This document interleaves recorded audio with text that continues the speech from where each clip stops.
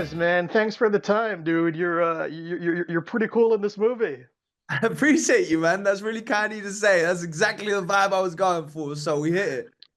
All right, so I really want to avoid spoilers for the audience, so I'm gonna tiptoe around your It's character. so hard, So isn't it? It's full it's of. gonna be we can do it. So We my, can my do it. first question is, so Noah goes through many transformations throughout the film, right? Yes. When you read the script, were you surprised by his character arc with what he does? Completely. I thought I had in the first in the first section of the film, I thought I had a very clear idea of him. And I was almost, if I'm being honest, I was almost rolling my eyes thinking, okay, I kind of know where this goes.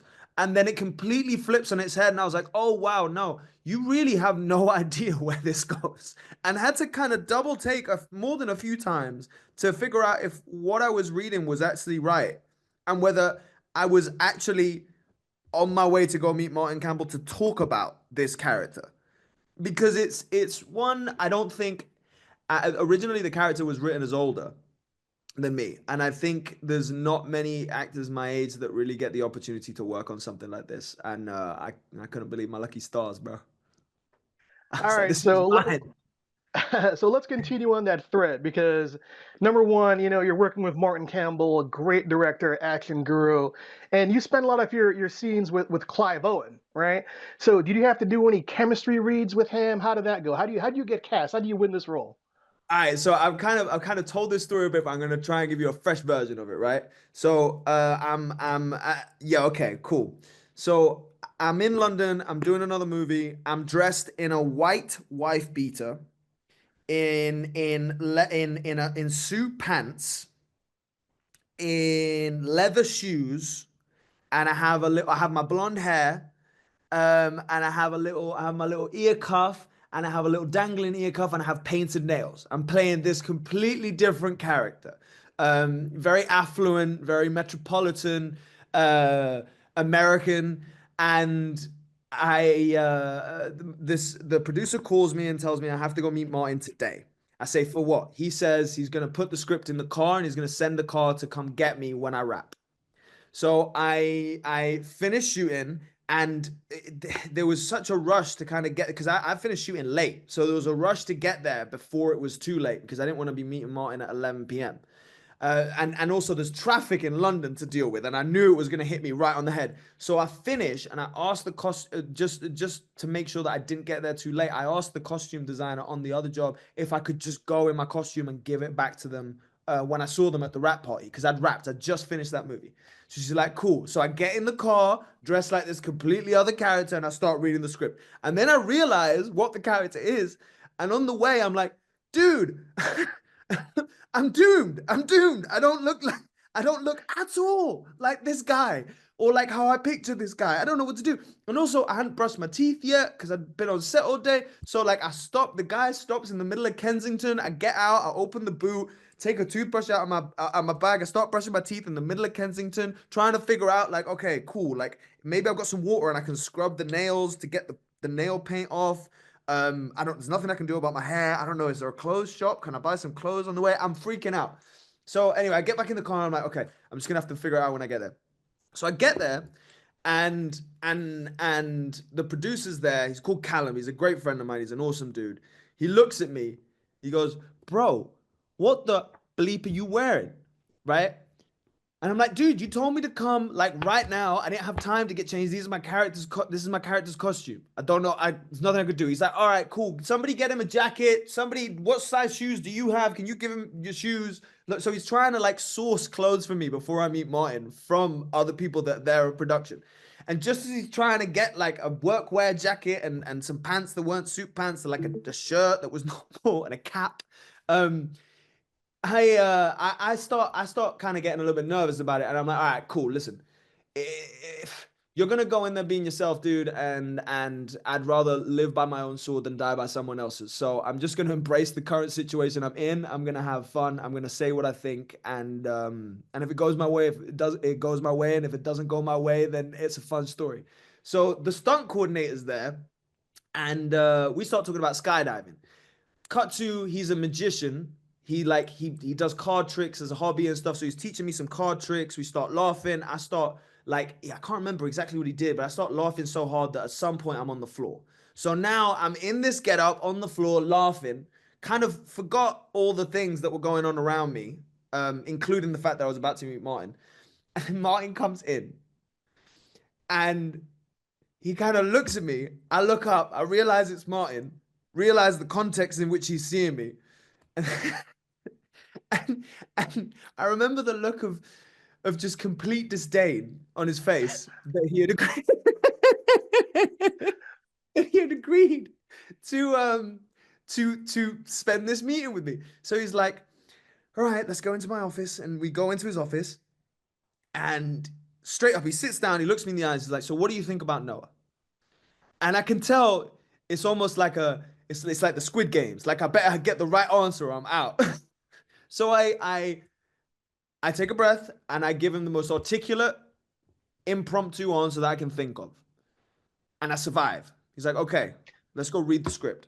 So he walks, I hadn't even learned it. I'd read it in the car. So I have no idea what to do. I take the script with me. We go to this other room. The AD's reading with me.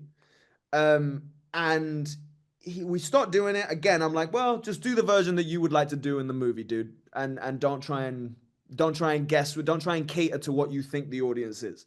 And I did my version. And again, I survived. And then he gave me some notes. And we were working on the script for what must have been 4 hours. In the middle of which he left to go take a Zoom with Sylvester Stallone while I ate all of the naked bars that were on his desk because I was so hungry. And then he comes back from his Zoom with Sylvester and I've still got naked bars in my mouth, right? I'm still chewing because I was starving. And he's like, do the scene again. I'm like, okay, cool. I'm doing the scene. And as I'm doing the scene, he's like, stop it. What's that? What's all this facial movement? And I'm like, dude, I'm sorry. I ate all your naked bars. I apologize. I was just really hungry and you left for like 10 minutes. So I just thought like I'd make the most of it. He starts laughing. And I think that was the moment where I think that was the moment I cracked him. And he kind of, for better or for worse, believed in me in that moment. And he just got up and he said, well done, my boy. And he put his hand on my back. And I remember kind of seeing that, looking at him, and I went, you like me, innit? You didn't think you was going to like me, Martin, but you like me now, innit? And he laughed and I gave him a hug. And dude, we were just thick as thieves since it was an amazing process. And then with Clive, we met on the first day. The first day that I started prep. He's instantly, in a second, the nicest guy I've ever met. Incredibly prepared, incredibly professional, incredibly supportive. And very quickly, I realized that actually holding anybody on a pedestal here was going to be the quickest way for me to not do a great job. And actually just embracing the fact that I get to work with people who are very good at their job was at least a path at trying to do well. Awesome. All right, so they're giving me the wrap notice soon. So I've got to ask you a couple of One Piece questions, or my editor will kill me.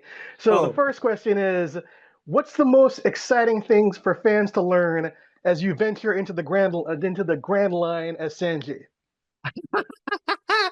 Wow, I don't even know what I can say without getting into trouble on this one. What's the most important thing for them to learn as I venture in?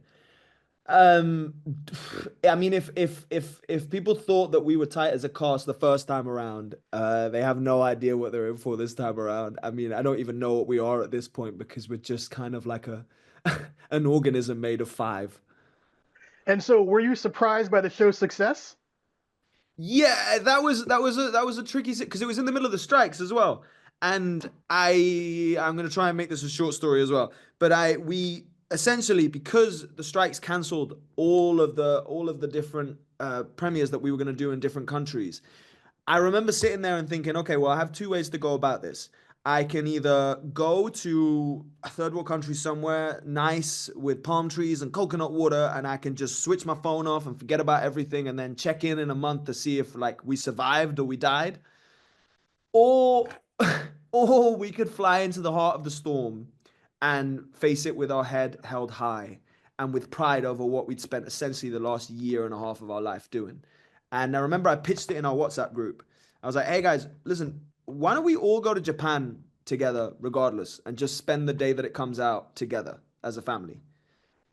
Because I really don't want to run from it, and I really don't want any of us to be alone if this doesn't turn out to be a success. And I would really love for us to be together if it does turn out to be a success. So we all did exactly that. We all flew to Japan from different corners of the world, and we hung out for 5 days. And then on the fifth day, we watched the show together, and we were sat there looking at the Rotten Tomatoes score as we were going through the show and be like, okay, we're good. We're good. I think we're going to make it. I think we're going to make it. And then somebody else would be like, no, but wait, because, 24 hours, everything can change. So it's like looking at the stock market. And thankfully, it just kept going up and up and up and up and up. And then after a few weeks, we were like, okay, I think we've done it. And I think it was only like 2 weeks later that we got the green light to go again for a season 2. So. Bravo. Awesome, Taz, to give me the rap notice. Very cool. Thank you for your time. Cheers. Thank you, sir. I appreciate you. I appreciate the energy.